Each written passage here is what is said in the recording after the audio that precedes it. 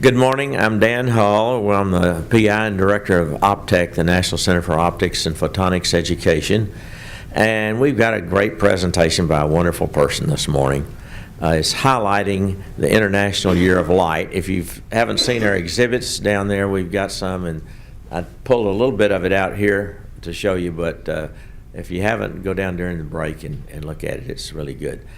The International Year of Light is an event that was approved by UNESCO, and it's in 2015, and it's a celebration of light and light-based technologies, and the celebrations are going on all over the world. It started in January. There was an opening one in Paris. We've seen many of them in national efforts, and there are a lot of them in local communities that are doing these things. It's a good opportunity to make the public aware of how this technology is becoming an enabling field for so many different areas right now. And it gets us a chance, for us, it gets us a chance to get more students interested in this field and considering photonics as a career. And we certainly need that. There's a huge shortage of photonics technicians in this country. We need at least 800 a year. We've now got 33 colleges, and we're producing about 330 a year. So we've got a ways to go to close the gap, and increasing our enrollment is the way we'll do that. So far this year, in the first half of the year, we've had over a 500,000 celebrations throughout the world, and it's been a great thing. There's a website, and it's shown there. It's www.light2015.org, or you can just Google International Year of Light, and you'll find it. It's an incredible thing. It's got all those pictures you see we've been giving away. A lot of those came out of there. A lot of other videos and things like this. It's really an interesting place to do it. So we wanted to kind of celebrate that here, and we're going to do it at the PI conference also. But we're very fortunate to have a wonderful person to talk about this with us. It's someone that I only learned about earlier this year, but Desiree Whitmore is a person that has a similar background to mine. She came from a family. She had 6 in her family, and I had 3, and none of the members of our family or our parents had attended higher ed. So that's a little bit more of a challenge. My parents encouraged me to, and so forth. But it was interesting. So Desiree, when she started studying, she went to a community college in Southern California, and while she was there, according to the people around there, she was out in the community talking to young people about optics and light and things like that, and getting them interested in doing exciting things with them.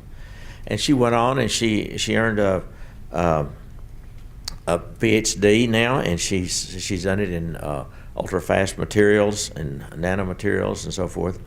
And currently her role is at the, I'm going to say it wrong, it's the Lawrence Berkeley Lab. Lawrence Hall of Science, excuse me, at the Berkeley Lab, where she does a lot of outreach to young people and develops courses. I'm sure she'll tell you more about that. So let me introduce you to Desiree. Hello, good morning. Oh, can you hear me? Yes. Okay. Well, I'm asking him because he has a recorder. So thank you guys all for being here, and thanks, Dan, for the lovely introduction. A little bit of my talk is actually talking about those things, so I'll go really quickly through that. But we're celebrating the International Year of Light, which is really exciting for me as a spectroscopist. And I'm mostly talking about my academic adventures. So, you know, my title is From the Desert to the Bay, the Academic Adventures of a Laser Chick. So I'm going to talk a little bit about who I am and where I come from, and then basically my love of optics, and hopefully you guys will love them as well. So about me, Dan already covered a bunch of this. I'm the eldest of 8 children, and here are all of my siblings. This is my PhD graduation. We're rarely all together because we're mostly grown now. And this is no exception. My one brother, John, was in Iraq at the time, so he couldn't come. But I love this picture because I'm the eldest, like I said, and I was the first person to go to college in my family. And after me, my sister went to college, and she graduated from UCLA. This sister just graduated last month from Cal State Northridge. And then these three brothers are all in community college. And this brother graduated from a tech school in Sacramento. So we're all going and doing things now. And it's really nice to be the oldest and to set that example for them. And then this is the youngest. She's 12 now. And she's got some time to figure out what she wants to do with her life. Now, my hobbies are, I like roller skating, which clearly I can't do with my ankle. I like working on my car. This is Riley. He's a 97 Volkswagen GTI VR6. I love him. Yes, it's magical. I like softball. You can see I sprained my ankle this year playing softball, so I've been out all season. And then there's music and traveling. I come from California. I'm a super California girl. I was born in Hollywood. I moved out to the deserts. I lived in the Mojave Desert for about 15 years. I went to high school there, and I went to Antelope Valley College. Now, because this is a conference about schools, I decided to do some research on AVC because I didn't know anything about it other than I went there. So it was founded in 1929 as a 2-year high school extension program. And then it became an official college in 1962. And it took forever because during the war, World War II broke out, and there were times when there were only something like 7 students in the whole school. So they were really going to shut down. But they persevered and they made it, and now it's a real school. And when I was leaving there in 2002, there were actually students from Cal State University Bakersfield starting to attend courses there because they offered a satellite campus at this community college. So now it's even better. They have grad programs, upper division classes, whatever you want.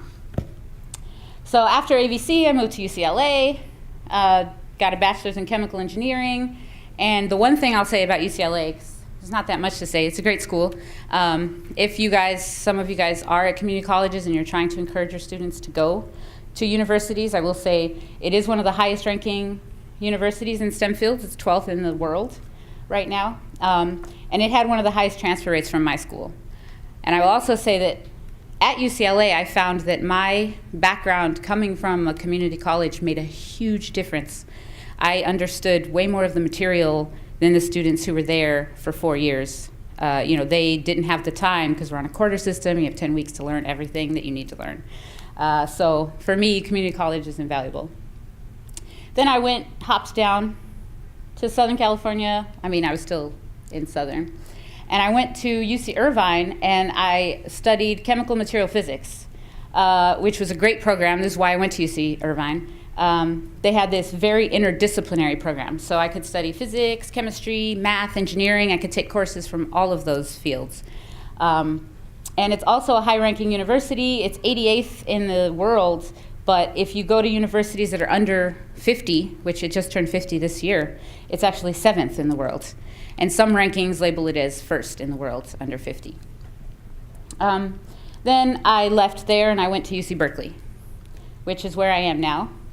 And UC Berkeley is the best in most fields. For a public university, it's the top university in the country.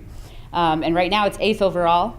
And in chemistry, physics, and many engineering, it's the top university. So it's a great school. So now I'm going to talk about research, which is way cooler.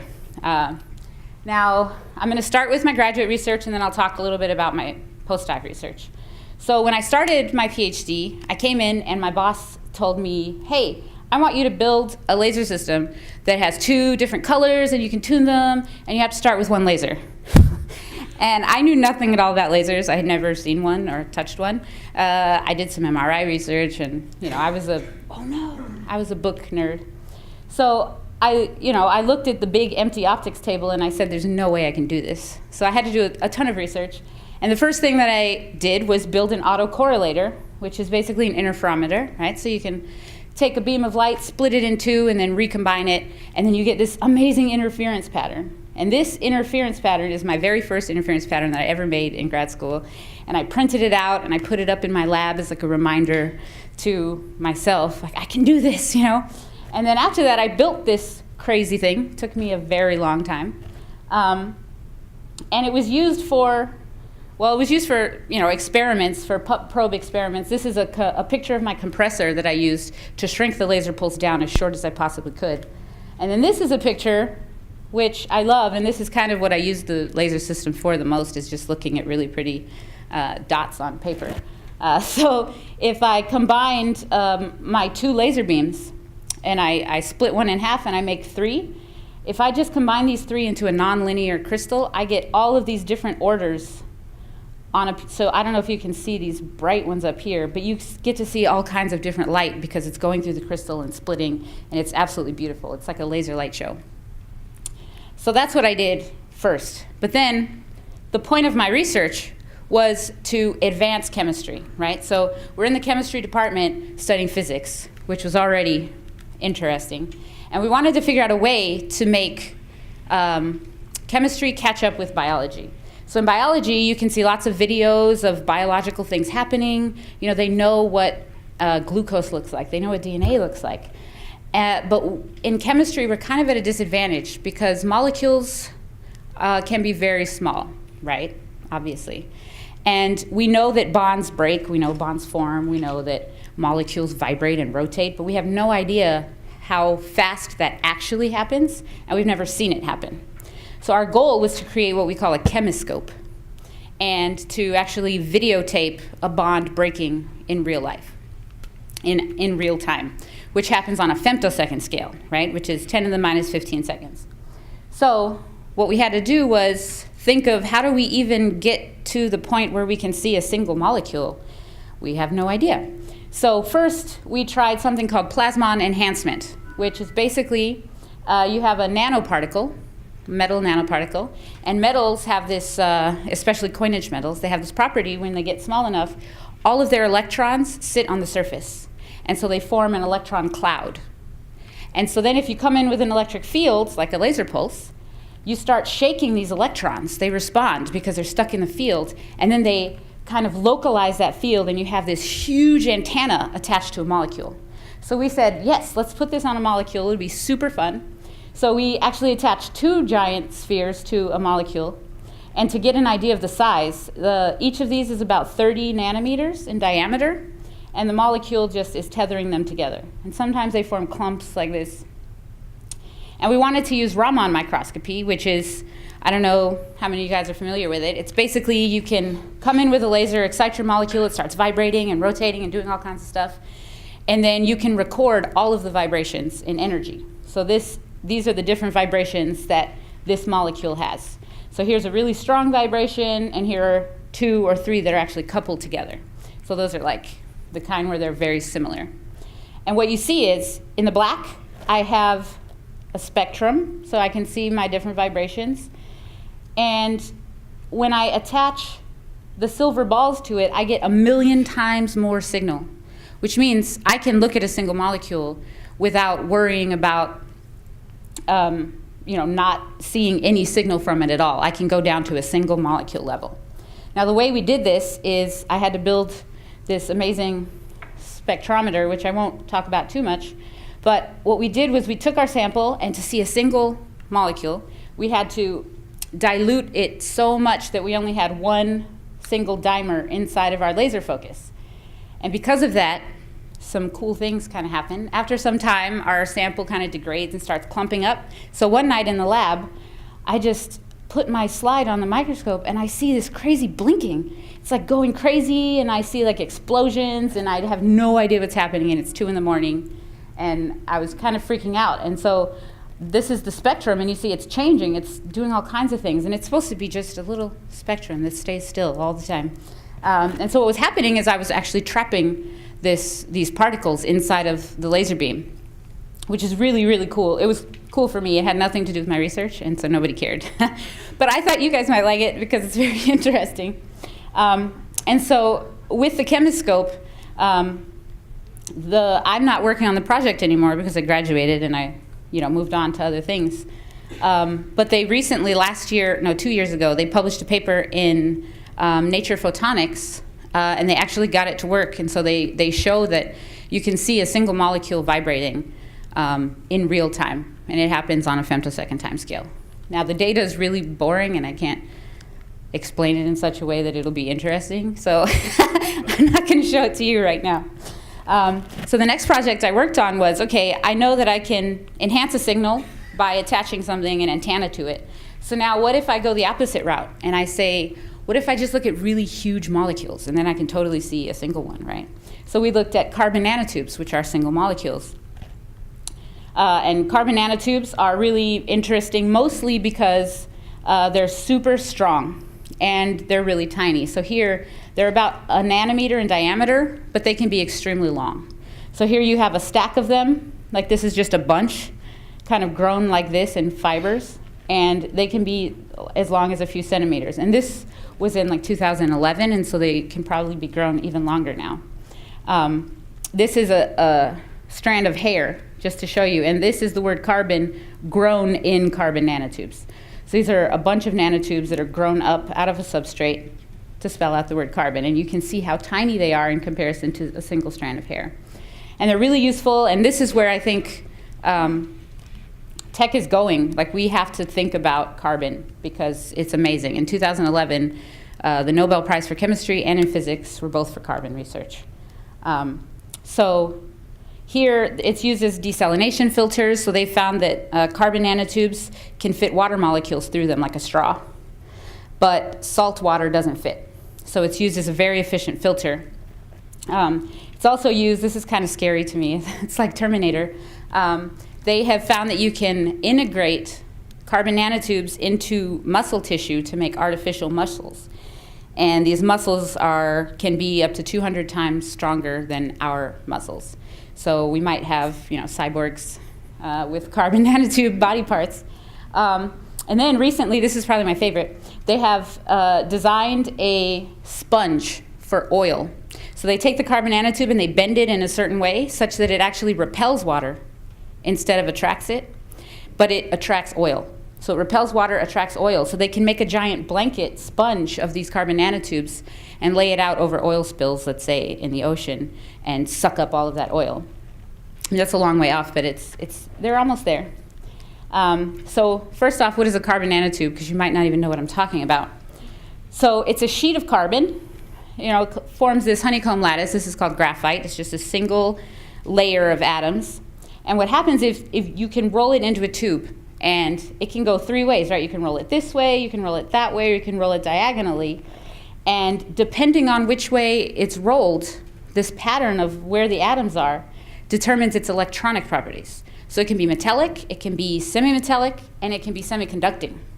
And so one of the issues in the field is, this is great, we have these three types of tubes, but they each have very different properties. And so when we make them, how do we know which one is which? If we want to look at single molecules, we can't just, grow a nanotube and then it's the wrong kind.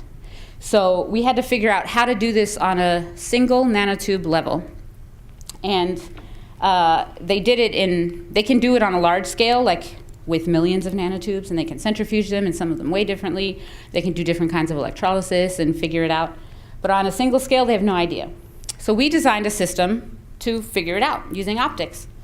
So first we grew our nanotubes using, it's called chemical vapor deposition. So you have these little catalysts on a surface, and then you stick it in the oven, and nanotubes just grow like crazy. And then we evaporate these electrodes on top, and these are titanium, and they have two purposes. The first is they're labeled so we can find them later. So we can put them into a microscope and take an image like a scanning electron microscope image, which is very high resolution. And we can find all the nanotubes. And then we can take it into our optical microscope and find them again and then test them for the type of metal that they are. So here's my microscope that I built. I got really good at building interferometers and microscopes and laser systems, but these were commercial. So basically what we have is two laser pulses that come out of this guy, and then we combine them in an interferometer, so we are able to do time-resolved measurements. And we can image our sample in real time, which is the benefit of microscopy. Microscopy is amazing. So here is how we did it. We have our visualization of the nanotubes. So this is a scanning electron microscope, and you can see nanotubes grown across these little electrodes. They're actually underneath the electrodes. Then we take them into our microscope and we find, like, oh, that was electrode A7. Let's go find electrode A7 in the microscope. So we do, and then we use our 2 different methods of nonlinear microscopy, nonlinear spectroscopy, using our lasers, and we can see the nanotubes in both cases. In one, it's a little bit harder to see, but here you can see it very clearly. Most of those nanotubes still show up.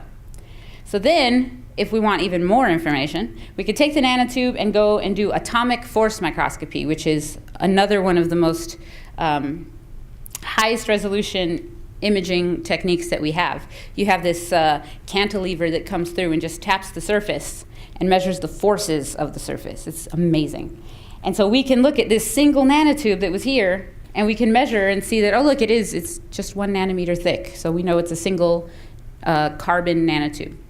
So, like I said, we wanted to do pump probe, right? So we wanted to figure out how these nanotubes change in time, because we think that metallic nanotubes and semiconducting nanotubes will have different properties as far as how fast the electrons can move through them. So we do pump probe, where we have 2 laser pulses and we delay them from each other. So we have one that comes in and excites the nanotubes, and then another one comes in and probes what's happening there. And I was able to take this movie, which I'm super proud of. This is my, the gold in my PhD. This is the first time that we were able to optically see single nanotubes using a laser microscope. And what you see is these nanotubes show up. So as I delay the pulse, the nanotubes are not there, and then you can see them show up and then disappear again. And another interesting thing to notice is that some of them are dark and some of them are light. They show up with this kind of haze around them. And what we found was the dark ones are metallic, and these hazy ones are semi-metallic. And the semiconducting tubes don't show up at all with our methods, which is nice. So we found a way to easily catch which ones are which. We can say, oh, the black ones, or the bright ones, or none. So if we see none, then we basically can't use any semiconducting ones for any kind of optical measurements, because we can't find them. But they're easy to spot, and that was the best part. And then you get information about how fast the electrons are moving in them and where the electrons are going inside of the carbon nanotubes. So that was extremely useful for the field. And so that's what I did during my PhD. And then I said, okay, time-resolved spectroscopy is probably the coolest thing I've ever heard of. Like, you can measure how fast things are moving. So here we're measuring how fast things are moving inside of carbon nanotubes. And so I said, I want to go even faster, and I want to measure electrons. So how fast do electrons move? Well, it turns out they move on an attosecond timescale, which I probably have no idea what that means. So an attosecond is a billionth of a second, which is hard for me to think about. So the way that I describe it is, if you think about your heartbeat is 1 second, right? Every 1 second your heart beats. And then you think about the age of the universe, which is what, like 6 billion years old. That is 10 to the 18 seconds. So your heartbeat compared to the age of the universe is how fast an attosecond, that's how fast electrons are moving right now. So for an attosecond, for an electron, it's moving so fast that our heartbeat is the entire age of the universe for a single electron. So that's really, really fast, but we have no idea how to measure it. Currently, if you wanted to, there were a lot of techniques to theoretically make attosecond pulses. Like, oh yeah, we know that it should be attosecond, but we have no way to measure it. So we developed a tabletop laser that's an attosecond laser. And so to do that, okay, what we had to do was take a gas and focus a femtosecond laser pulse really, really tightly into this gas. And what happens is it ionizes the gas, so it kicks an electron off the gas, off of each atom. There's just this electron flies off, and it gets stuck in the electric field, because the laser field oscillates, right? So when the laser field oscillates and it changes direction, so does the electron. And then it's speeding up, and it's going so incredibly fast, and then it crashes back into its atom and forms a pulse. And this light that comes off is actually an X-ray. So it's extreme UV, it's in the X-ray range, so we're making an X-ray laser that goes on a tabletop. And this happens on an attosecond time scale. So we can make pulses as short as 50 attoseconds, which is just beyond ridiculous. I can't. That's right. This is incredibly interesting. But we're going to run out of time. I want you to tell us about what you're doing now and who you're working with young people. So we only got about 15 minutes. Okay. Yep. I can get there. And so here we have this is our attosecond laser pulse, and this is how we measure it. You basically have harmonics of the laser. So you have an 800 nanometer laser. Your second harmonic is 400 nanometers. Third harmonic is 288 nanometers. We measure the 17th harmonic and the 35th harmonic. So it's like really, really deep, super high energy light. And it's sensitive to pressure, which is, I think, pretty cool. And it's X-ray energies, which here's a demonstration of my lab, which is super easy to skip through. But I just want to show you. This is the setup that I had to build for the attosecond laser. So it starts off with a regular femtosecond laser, and I had to build all of this crazy vacuum equipment. And if you get to the end over here, you see that it's actually the entire room. So it's this giant room. It's about a quarter the size of this room. And that seems a little bit ridiculous, but then if you think about the current X-ray lasers that you can use, they're actually the size of a village, right? They're the size of a town.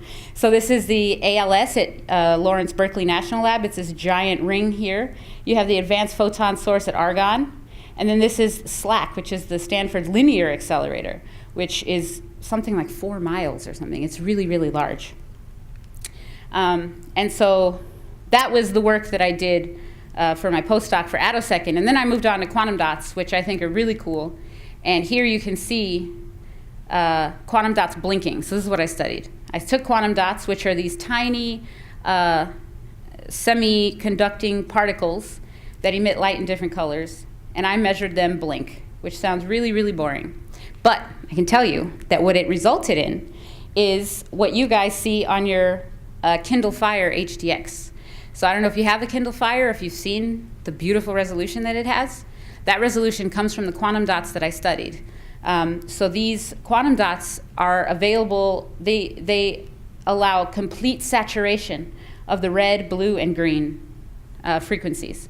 And so then you can mix these colors perfectly, and you can make any color in the rainbow, and it appears extremely vivid. And that's all because of research done at UC Berkeley. So that's fine, that's all my work. And now I'm going to talk about Optrix, which I think is the best part.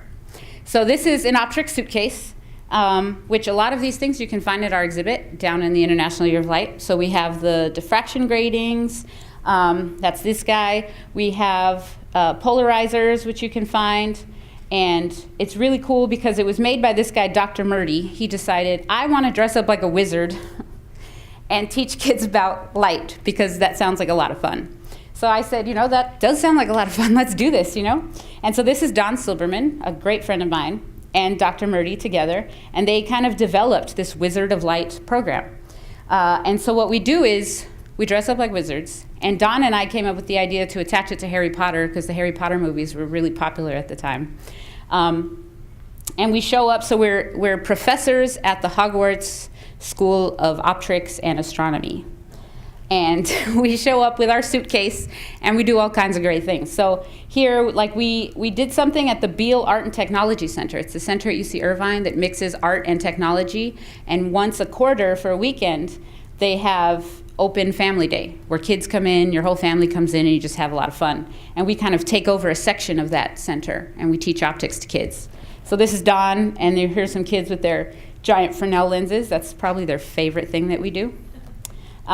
We have a thing at Irvine Valley College called Astounding Inventions. And here we have these kids, and we basically show them Optrix suitcase things. Here they have kaleidoscopes, that she built this kaleidoscope, and then she built this telescope. We have LA Tech Day, which is one of my favorite things we do. We go to Los Angeles. This is held every year at or around USC, and it's for the inner city kids. They all get bussed in to the university, and then there's a bunch of booths there, and we all share the kids we share with kids things about science and technology. So here we're building telescopes for these kids, and I forced my sister to show up and dress like a wizard with me, and she had a ton of fun. And then this is probably the best. We have the Discovery Science Center. It's so cool, and we take over for a whole weekend, like 2 or 3 times a year now. It started off once a year. We go to this science museum. It's for kids, and kids love the museum. It's very interactive. And then we come in for a whole weekend, and we take over this giant section, and we teach nothing but optics to these kids. And I think this is the way that we reach the most children. We probably hit about 2,000, 3,000 students in one day on a weekend. And that's the kind of exposure that you can't get doing outreach, going into classrooms and things like that. So this, to me, is probably the most important thing that we do. And it's ongoing. We do it still. So beyond elementary, I also work with professional education. So I worked as a teaching assistant at Irvine Valley College to develop our Advanced Technology and Education Park Center. ATEP is the Advanced Technology and Education Park, and they work with CACT, which is the Center for Applied Competitive Technologies. We got some space there, and we got to build our own lab for teaching, and we have teaching space. It was amazing. And I'm also on the UC Irvine Extension program, so if you do have students who are interested in learning about optics, we have optical engineering and instrument design certification programs, and they're relatively cheap because they're through the extension of the university. So this is CACT when we first built it in 2007, which is amazing. And it's just out in the middle of Tustin, in the middle of nowhere, next to these giant blimp hangars that you would never think a school goes there. And this is what it looked like. It's totally sustainable. It's green buildings, which means there's no air conditioning or heating, and electricity is really cheap. This is the inside of the campus, which I think is very nice. And then we have to set up. So this is us setting up. We had a lot of things donated to us, probably through Dan, actually. So this is our interferometers that we had built or donated to us. We had optics design classes. We had interferometry classes.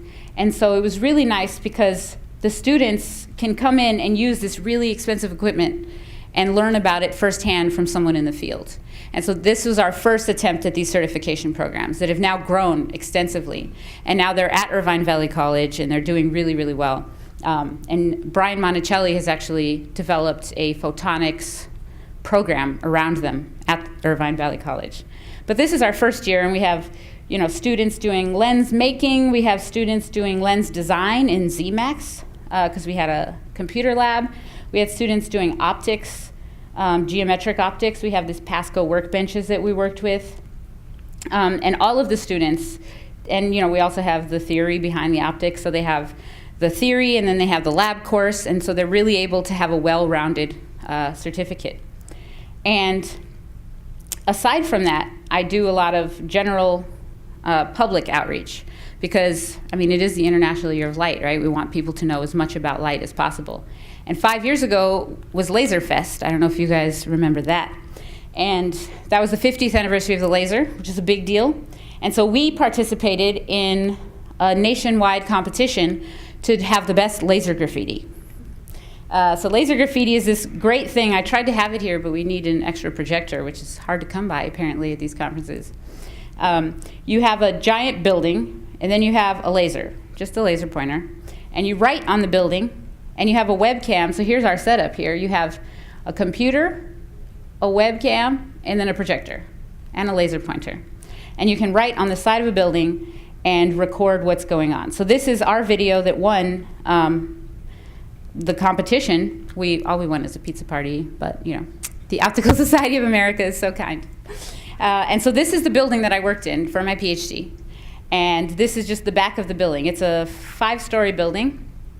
And we're just writing on the wall using a laser. And what happens is the video camera records whatever you're doing with your laser pointer, and it sends it into the software. And then the software sends it through the projector and projects it back onto the wall.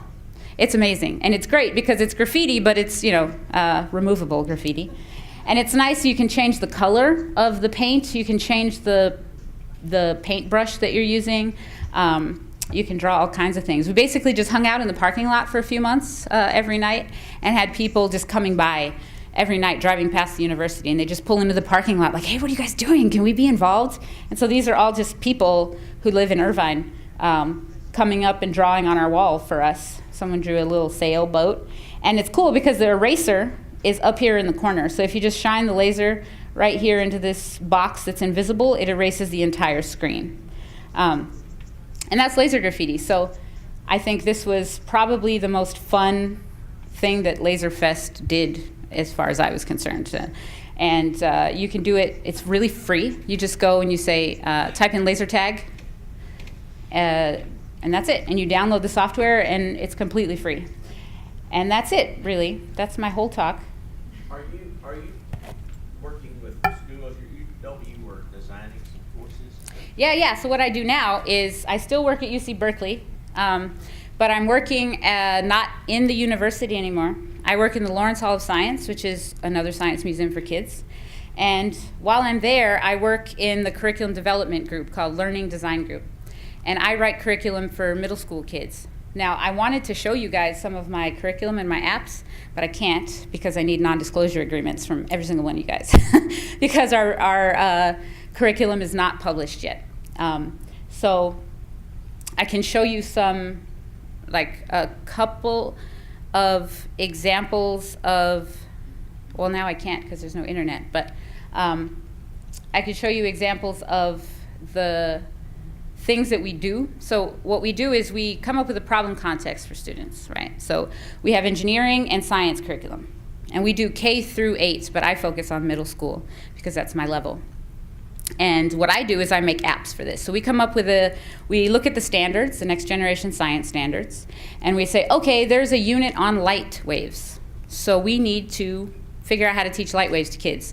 We have to unpack these standards, which are extremely ridiculous to understand.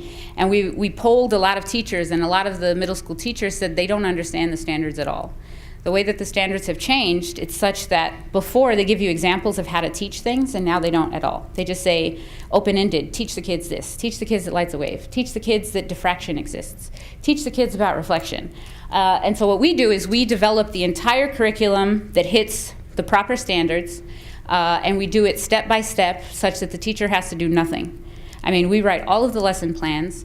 We write up, we come up with a problem context related to it. So for instance, in our light waves unit that I'm currently writing, the students are spectroscopists.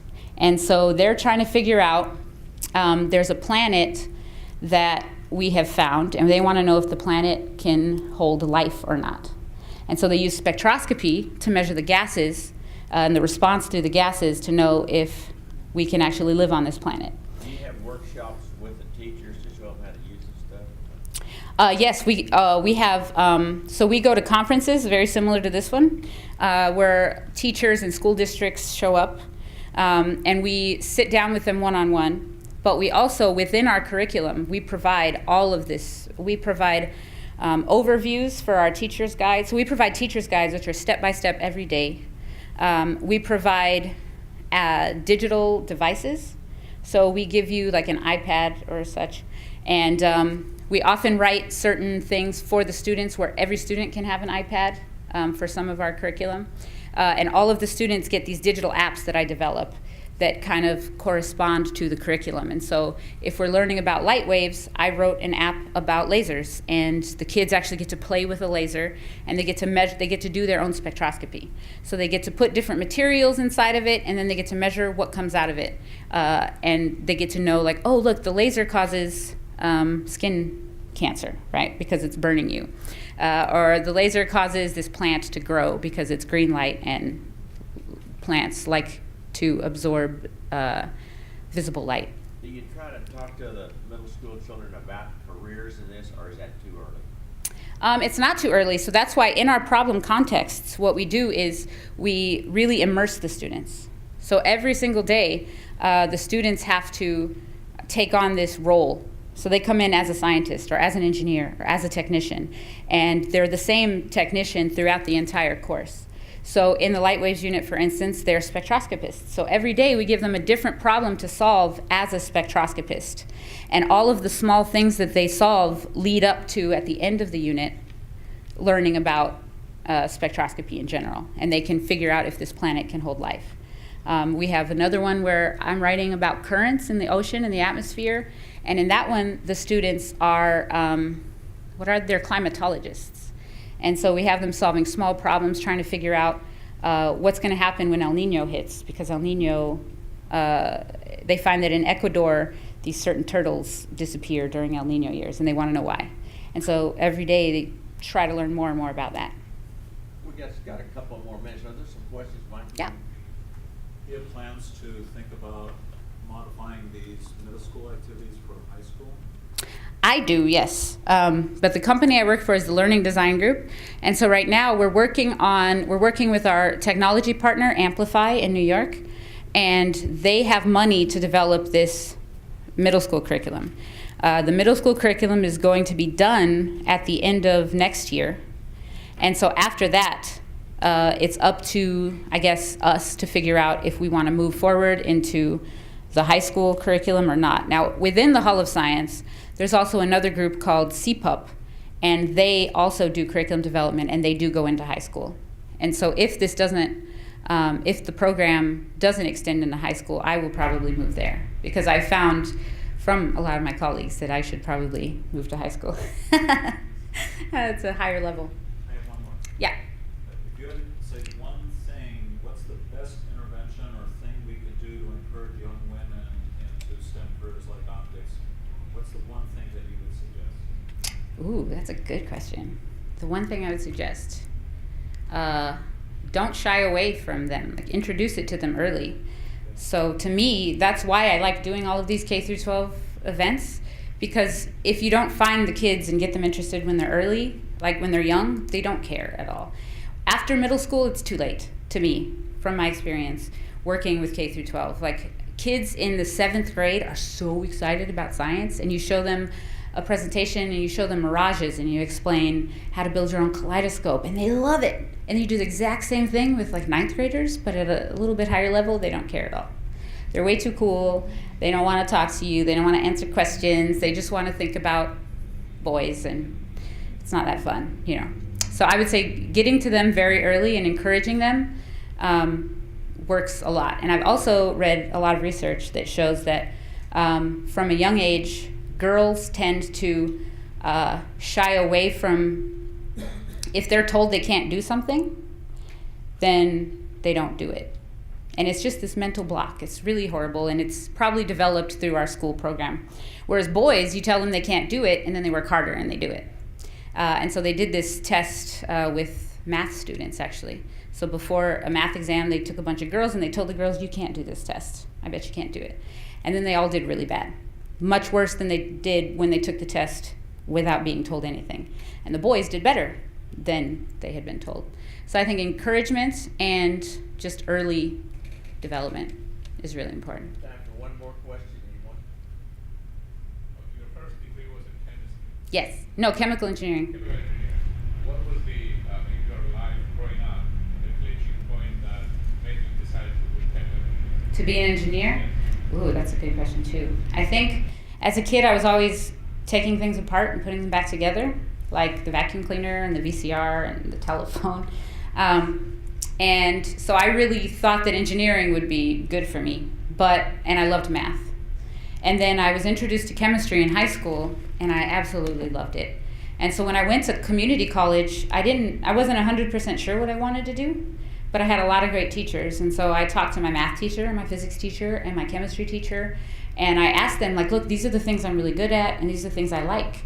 And they helped me to figure out that chemical engineering would really encompass all of those things. It turns out that they were kind of wrong, because chemical engineering was much more, it was a bigger thing than what I wanted. I wanted to study how things work on a smaller scale. And chemical engineering is really more of applying that to large scale systems.